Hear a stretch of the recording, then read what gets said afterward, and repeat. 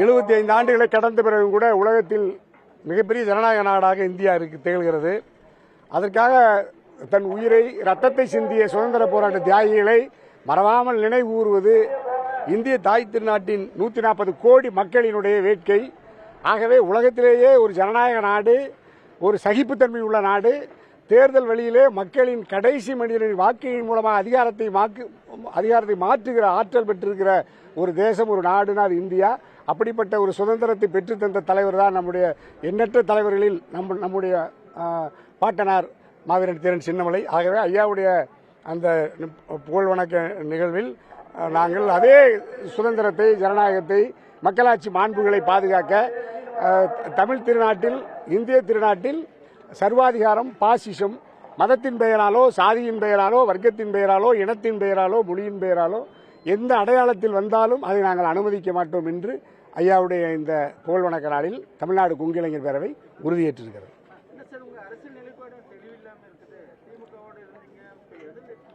இப்போ எதில் இல்லையா? இப்போ தனி அமைப்பு உருவாக்கியிருக்கோம். இப்போ அனைத்து கட்சி கூட்டத்தை சமீபத்தில் நான் நடத்தியிருக்கிறத பார்த்துருப்பீங்க. சென்னையில் புதிய தமிழகம் கட்சியினுடைய நிறுவன தலைவர், மேனாள் சட்டமன்ற உறுப்பினர் ஆர்வீர் அண்ணன் டாக்டர் கிருஷ்ணசாமி அவருடைய தலைமையில் ஒரு புதிய அரசியல் கூட்டணி, அனைத்து கட்சி கூட்டணியை உருவாக்கியிருக்கோம்.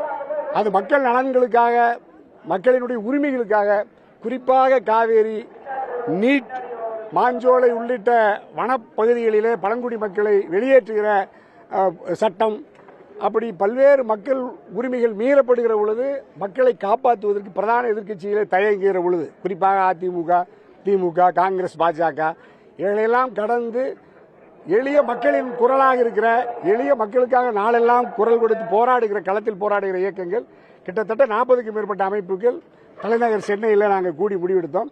7ஆம் தேதி கூட காவேரி, நம்முடைய ஆட்சி நீர் உரிமைக்காக, கர்நாடகாவின் பிடிவாத போக்கை தளர்த்துவதற்காக தமிழ்நாடு அரசு, தாவேக அரசு, மாண்புமிகு முதல்வர் ஜோசப் விஜய் அவர்களினுடைய காவேரி ஆட்சி நீர் உரிமையில் அவருடைய மெத்தன போக்கை கண்டித்து விரைந்து அனைத்து கட்சி கூட்டத்தை தாய் தமிழ்நாட்டில் விஜய் முதல்வர் கூட்ட வேண்டும். ஒன்றுபட்டு தமிழ்நாடு 8 கோடி மக்களும் ஓரணியில் இருக்கிறோம் என்கின்ற உணர்வை இந்தியாவிற்கு, குறிப்பாக கர்நாடகாவுக்கு எடுத்துரைப்பதற்கு அனைத்து கட்சி கூட்டத்தை கூட்ட வேண்டும் என்று அந்த கோரிக்கை அனைத்து கட்சி கூட்டத்தில் வச்சிருந்தோம். ஆகவே பிரதான எதிர்க்கட்சியாக எங்களுடைய ஜனநாயக அமைப்புகள்லாம் அணி சேர்ந்து ஒரு கூட்டணியாக களத்தில் இருக்கிறோம். அதில் எங்களுடைய ஆர்வீர் சகோதரர் செந்தமிழன் சீமான் இருந்தார், வாழ்வுரிமை கட்சியினுடைய தலைவர் ஆர்வீர் சகோதரர் வேல்முருகனையா இருந்தாங்க, டாக்டர் கிருஷ்ணசாமி ஐயா புதிய தமிழகம் கட்சி, பாரிவேந்திர பச்சைமுத்தையா மாதிரி நாங்கள் எல்லா பல்வேறு அமைப்புகள் நாங்கள் அதில் வந்து சாதி, சமயம், கட்சி பாகுபாடு இல்லாமல் பெரிய கட்சிகள், ஆண்ட கட்சி அல்லது பெரிய பணக்கார கட்சி என்று நாங்கள் பாகுபாடு பார்க்கல, அழைத்திருந்தோம். அதில் அதிமுக எடப்பாடி ஐயா கூட நம்முடைய மேனாள் அமைச்சர் OS மணியண்ணன் அவர்களை அந்த கூட்டத்துக்கு அனுப்பிச்சிருந்தாங்க.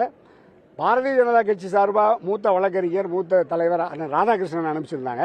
ஆகவே இப்போ அரசு கூட்ட வேண்டிய அனைத்து கட்சி கூட்டத்தை கூட நாங்கள் கூட்டியிருக்கிறோம்.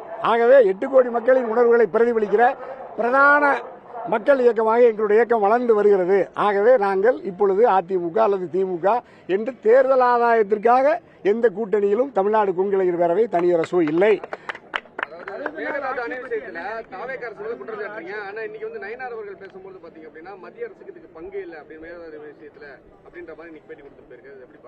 இல்லையா, மத்திய அரசு இப்ப நீங்க காங்கிரஸ் ஆண்டாலும் பாரதிய ஜனதா கட்சி ஆண்டாலும் தமிழ்நாட்டிற்கு மட்டும் துரோகத்தை அவர்கள் மாறி மாறி ஒரே நிலையில தான் செய்யறாங்க.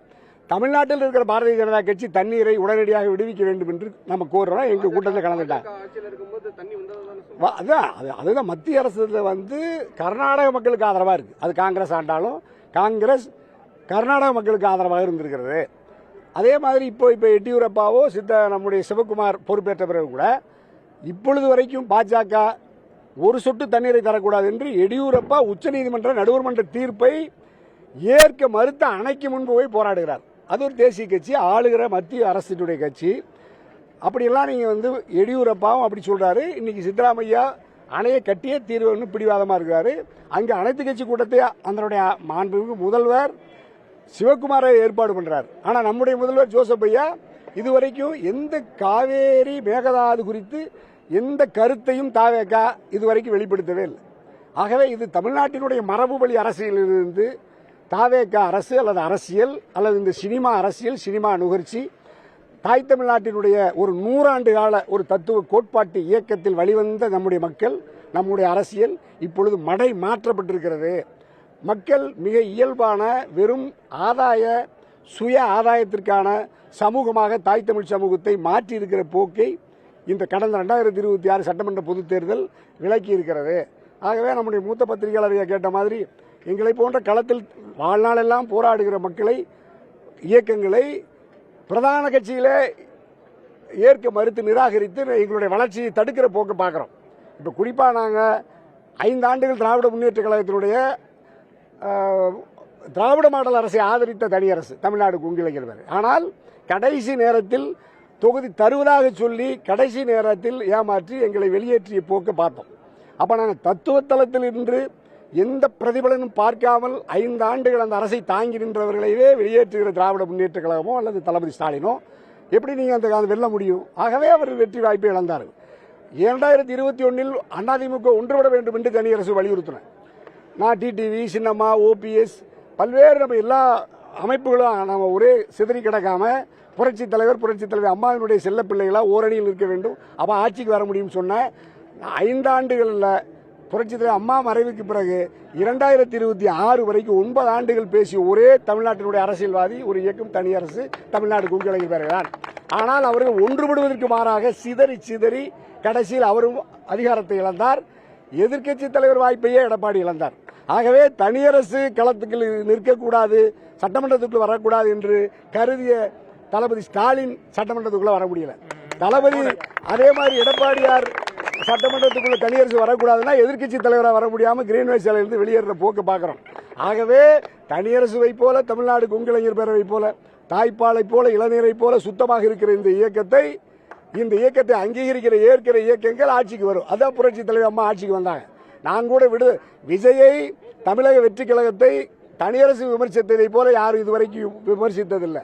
இன்னும் சொல்ல போனா கரூர்ல 41 பேர் மரணத்திற்கு மிக கடுமையான நடவடிக்கை எடுக்க சொல்லி வலியுறுத்தியது ஒரே இயக்கம் தமிழ்நாடு கொங்கிளைஞர் பேரவை. போராடி ஆர்ப்பாட்டம் செய்தது ஒரே இயக்கம். இறந்து போன 41 உயிர்களுக்கு நீதி கேட்ட இயக்கம் இந்தியாவிலேயே தனியரசு தமிழ்நாடு கொங்கிளைஞர் பேரவை தான். மற்ற இயக்கங்கள் எல்லாம் தயங்கி அவர்களுடைய பிரதான அரசியல் எதிரிகளே கூட திமுகவோ அதிமுகவை கூட தளபதியோ எடப்பாடியாரை கூட விஜயை தாவேகாவை எதிர்ப்பதற்கு கடுமையாக நடவடிக்கை எடுப்பதற்கு அஞ்சிய பொழுது காவல்துறையிலே விசாரணை ஆணையத்திலே முகமையிலே மத்திய புலனாய்வு அமைப்பிடம் புகார் தந்த ஒரே இயக்கம் தனியரசு தமிழ்நாடு கொங்கிளைஞர். நாங்கள் யாருக்கும் அஞ்சுவதில்லை, நீதிக்கு மட்டுமே அஞ்சி தர்மத்தின் தளத்தில் இருந்து ஜனநாயகம், சுதந்திரம், மக்களாட்சியை பாதுகாக்க மாவீரன் தீரன் சின்னமலை ஐயாவுடைய அந்த கனவுகளை நனவாக்குகிற தளத்தில் இருந்து பதவியோ தனித்த ஆதாயமோ இல்லாமல் களத்தில் இருக்கிற தனியரசு தேர்தல் ஆதாயத்துக்காக ஐயா சொன்னீங்க இந்த கூட்டணியில் இல்லைன்னு, அந்த நோக்கத்துக்காக இந்த இயக்கம் உருவாக்கப்படவில்லை. இன்னும் அவர்கள் குழந்தை அரசாகவே இருக்கிறது. நிர்வாக நிலைகளிலே சில சீர்திருத்தங்களை செய்வதற்கு மாண்புமிகு முதல்வர் விஜய் முயற்சிக்கிறார். லஞ்சத்தை ஒழிப்பதற்கு முயற்சிக்கிறார். நிர்வாக சீர்திருத்தத்தில் முயற்சிக்கிறார். நான் வரவேற்கிறேன், பாராட்டுறேன். அதில் எங்களுக்கு எந்த மாற்று கருத்து இல்லை. ஆனால் அரசியல் ரீதியாக முடிவெடுப்பதிலே விஜய் பின்தங்கி இருக்கிறார். அரசியல் முயற்சியில் பின்தங்கி இருக்கிறார் விஜய். நிர்வாக நிலைகளிலே ஒழுங்குபடுத்துவதில் முயற்சிக்கிறார். இப்ப கூட நீங்க உளவு பிரிவு அதிகாரியா நம்முடைய மூத்த காவல் அதிகாரி அஸ்ராக்காருக்கு போட்டிருக்காங்க. இவ்வளவு காலம் இல்லாத அளவுக்கு நேர்த்தியாக உளவு பிரிவை கடமை தவறாமல் வழி நடத்துகிறார். நாங்க பாராட்டுறோம். இந்த நிகழ்ச்சியை கூட ஒருங்கிணைக்கிறதில் காவல்துறை எடுத்துக்கிட்ட முயற்சி, அரசு எடுத்துக்கிட்ட முயற்சி பாராட்டுறோம். திமுக அதிமுகவில் இல்லாத அளவுக்கு அக்கறையை இந்த தமிழக வெற்றி கழகத்தினுடைய மாண்புமிகு முதல்வர் விஜயனுடைய அரசு நிர்வாகத்தை ஒழுங்குபடுத்துவதற்கு முயற்சிக்கிறது. வரவேற்கிறோம், பாராட்டுறோம். எங்களுக்கு ஒன்றும் மாற்று கருத்து இல்லை. ஆனால் மேகதாது மாதிரி மத்திய அரசை, கர்நாடக அரசை கண்டிக்கிற இடத்துல பின்வாங்கி நிற்பது தமிழ்நாட்டிற்கு பேர் ஆபத்து என்பதனால் மண்ணையை, மொழியை, இனத்தை நேசிக்கிற நாங்கள் விஜயை, தாவேகாவை தத்துவ தளத்திலிருந்து விமர்சிக்கிறோமே அல்லாமல் அரசியல் ஆதாயத்திற்காக விமர்சிக்கவில்லை. அஞ்சுகிறார், அதுதான் பிரச்சனை. இப்ப பாரதிய ஜனதா கட்சி மத்தியில் ஆளுகிறது. இதுதான் இப்ப நீட்டுக்கு அதுதான் இப்ப பெரிய குழப்பத்தை ஏற்படுச்சு. அப்ப காக்ரோச்சுங்கிற சிஜேபி போராடி ஒரு ஒரு அமைச்சரை, மத்திய அமைச்சரை வெளியேற்ற முடிகிறது.